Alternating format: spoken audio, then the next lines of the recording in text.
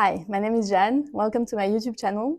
I'm a yoga teacher, and today I'm going to make you maybe discover this practice of Prana Vidya. So it's about knowledge of energy, like getting to know your energy. It's a practice that has been developed from the Bihar School of Yoga, which is one of the most well-known and who's had a huge influence on the development of yoga in the 20th century. It's about using your breath, learning how to use your breath, how to become aware, and then also some visualization. Okay, so it's kind of relaxing, but it can be a healing practice and something to grow, expand, develop your energy. So yeah, if you don't believe in energy, well, we get some serious issue, but it's like saying you don't believe that if I throw an apple in the air, it's not going to come down. Well, there is an energy that actually brings everything down, right? And it's called gravity, and you don't need a PhD to understand that. Like you can try to get a PhD in that on that topic, because you really want to understand everything behind, and then you get to learn the different laws in physics, and you get to discover that even in physics, scientists disagree, and some theories sometimes they get verified, but sometimes it's incompatible, and anyways, I could go on for a long time about that topic. It's not the subject here. So let's just try this Prana Vidya. Prana is the life force, right, in yoga. The same as in China, it's chi or ki. It's this thing that, it's the energy that flows in every living being, but also in animals and plants. And well, there's a question about rocks having prana as well, because well, you know, the lithotherapy, right? It's a gemology, the fact that I mean, some people don't believe it happens. Maybe some people are not a good recipient for that, but the molecular structure of a stone makes the energy like it can, when energy goes through that stone, it transforms the energy, and it can focus and help to redirect something. So, well, I do believe in it, although it's difficult to explain. But if you don't believe, that's your right. Of course, I'm not going to say anything otherwise. So yeah, we're going to try to, so I have some notes because I need to keep the feed of my thoughts, and I want to share very specific things with you today. So yeah, the goal of Prana Vidya is to bring fresh and vital energy into the body, but also to release tension and stagnant energy. So it's restorative, healing, grounding, rebalancing. The list of benefits and contraindications is in the description, so make sure you check it out before you practice. The main contraindications are if you're pregnant and if you have some serious illnesses, then maybe refrain from doing it, because we are not sure how it could make your illness develop in the future. So yeah, let's start. And we are going to start with some centering. So make sure you sit in a comfortable position with your legs symmetrical, whether they are crossed, like this, like straight, wherever. Like, I really don't care the way you are. I like to have my pelvis elevated, so I sit on a block or on a cushion, zafu, whatever, bolster. and try to keep your spine straight. You can also practice this while lying down, and eventually the best is to practice that while walking in nature. There is something really amazing. That's how I discovered it, actually, while I was walking with a dear friend who's also a yoga teacher here in the region. When you're in the forest and you get to exchange prana with all the trees, it's really beautiful. Anyways, maybe try first like this with me in this video, and when you have the chance, you'll do it in the forest. Okay, so let's center ourselves and let's become aware of our breath. So don't try to change it. Just notice the belly, the chest, how it's moving.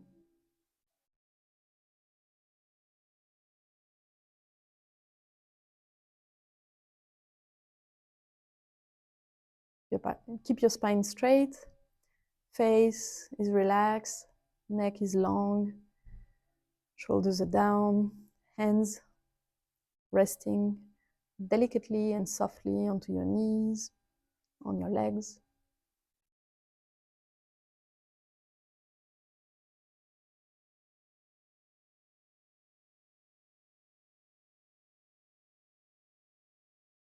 Notice the body parts in touch with the floor.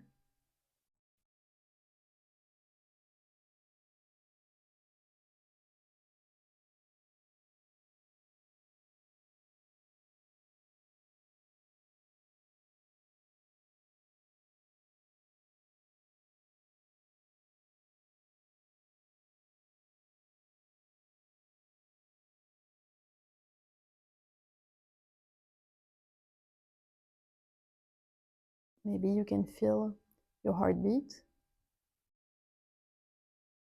or your blood pulsating.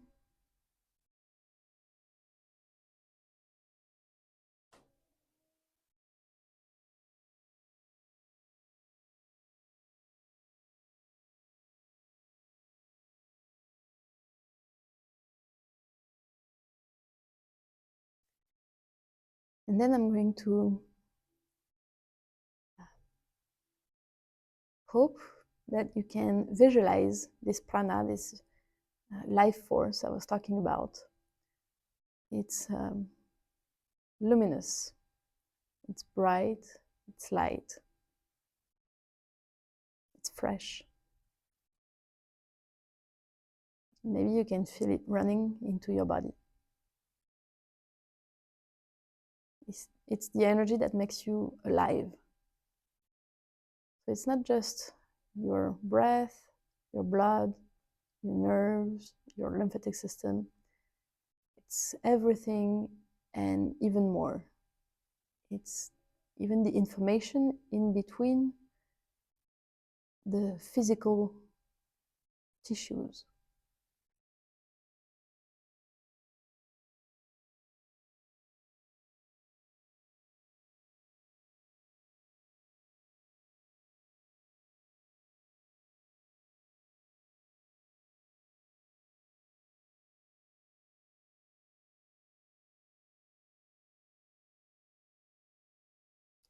Then if you're tired, you can visualize and imagine your solar plexus and direct that energy to the solar plexus. If you're anxious, it's even better to focus it towards the heart chakra region, so in between, in the middle of the chest. And you can also direct it here on the third eye chakra. And if you have a pain in a specific area in your body, you can also visualize that area, that region, and decide that you are going to direct that energy towards that region, towards that point.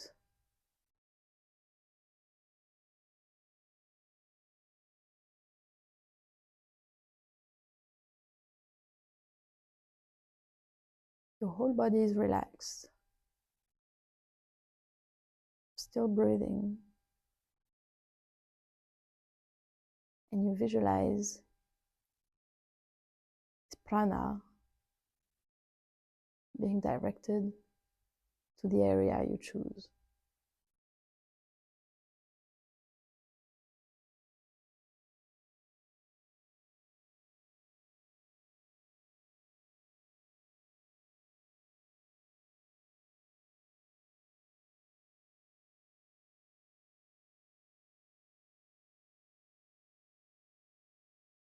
Imagine that this energy is balancing the area, it's healing, it's flowing, it's filling with that luminous light, vitality. And at the same time, any imbalance, heaviness, blockage gets dissolved, and you get to release the bad, especially on the exhale. On the inhale, you charge up. On the exhale, you release and you cleanse.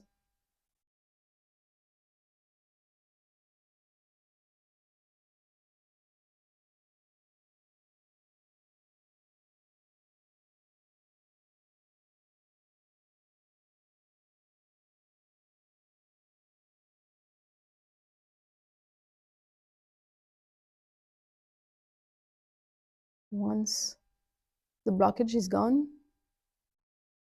it's only full, bright, light, good energy.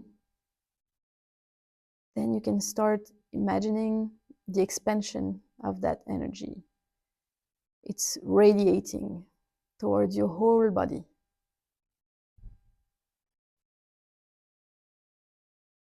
The same bright, fresh, powerful prana is going beyond your body.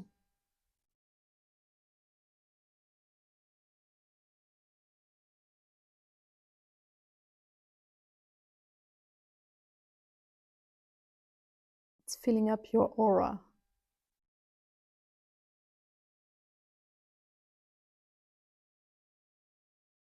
It's like you're taking a bath of prana, of positive energy. You're just filled up with all that.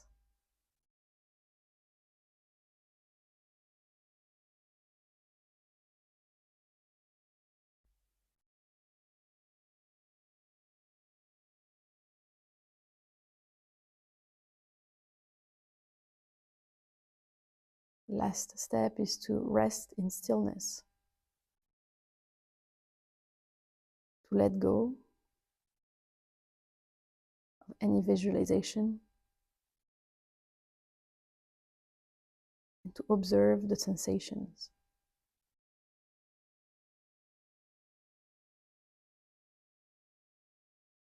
Feel the space, feel the calm,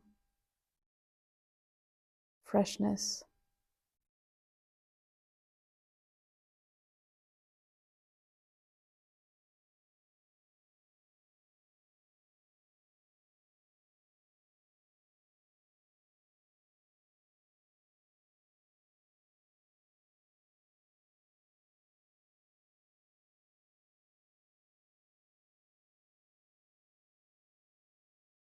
Very slowly, let's come back.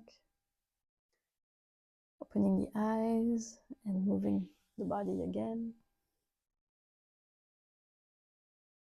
Intuitively, you don't have to follow my movements. Okay, how do you feel? I'm waiting for you to actually answer that in the comments. I keep the comment section open so people can interact with my videos. If I close it, it means that even kids can watch it. I don't think this is easy for kids to follow my videos.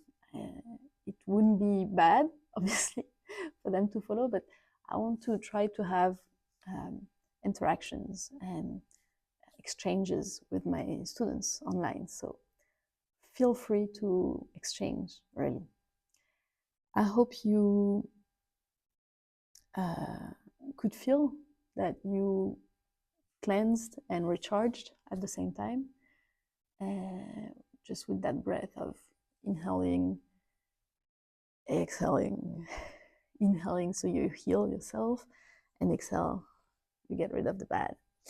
So yeah, and then the expansion. So try to do that next time you're in nature outside.